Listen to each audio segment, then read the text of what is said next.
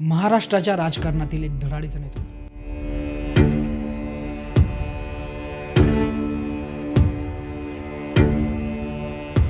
दादा म्हणून ओळखले जाणारे उपमुख्यमंत्री अजित पवारजी आता आपल्यात राहिलेले नाहीत. आता या क्षणाची सगळ्यात मोठी बातमी येते. बारामतीत अजित पवारांच्या विमानाला अपघात झाल्याची माहिती कळते. बारामतीमध्ये अजित पवारांसह 5 जणांचा विमान अपघातामध्ये मृत्यू.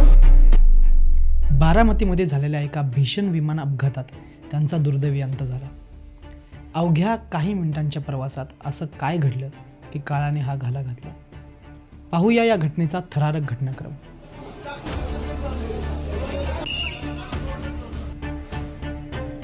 मी अमित पारवे, तुम्ही पाहताय TAP पॉडकास्ट. बुधवारची सकाळ, वेळ सकाळी 8:10. मुंबई विमानतळावरून VSR व्हेंचर्सचं लिअरजेट 45 हे खाजगी विमान बारामतीसाठी झेपावतं. फक्त 256 किलोमीटरचा प्रवास होता. विमानात अजितदादांसह एकूण 5 जण होते. कोणालाही कल्पना नव्हती की हा प्रवास त्यांचा शेवटचा प्रवास ठरणार आहे. सकाळी 8:18 विमानाचा संपर्क बारामती एअरफील्डशी होतो. पण लक्षात घ्या, बारामतीचं हे विमानतळ आहे हे अनकंट्रोल्ड एअरफील्ड आहे. म्हणजे इथे मोठा ATC टॉवर नसतो जिथे स्थानिक फ्लाईंग स्कूलचे पायलट माहिती देतात. अनेक निर्णय तर पायलटच्या जजमेंटवर असतात. पुणे ATCने विमान स्थानिक कंट्रोलरकडे सोपवलं. कॅप्टन शांभवी पाठक यांनी हवामानाबद्दल विचारणा केली. उत्तर मिळालं की व्हिजिबिलिटी 3000 मीटर आहे. तुम्ही स्वतःच्या निर्णयाने लँडिंग करू शकता. एव्हिएशन नियमानुसार ही लँडिंग अटेम्प्टसाठी ॲक्सेप्टेबल रेंज आहे. पण खरा थरार इथून पुढे सुरू झाला. रनवे दिसला नसल्याने वैमानिकाने गो अराउंड म्हणजे लँडिंग रद्द करून पुन्हा हवेत जाण्याचा निर्णय घेतला. काही क्षणानंतर पुन्हा संपर्क झाला. वैमानिकाने सांगितलं की आता रनवे दिसत आहे. सकाळी 8:34 लँडिंगची परवानगी तेव्हा मिळाली त्यांना.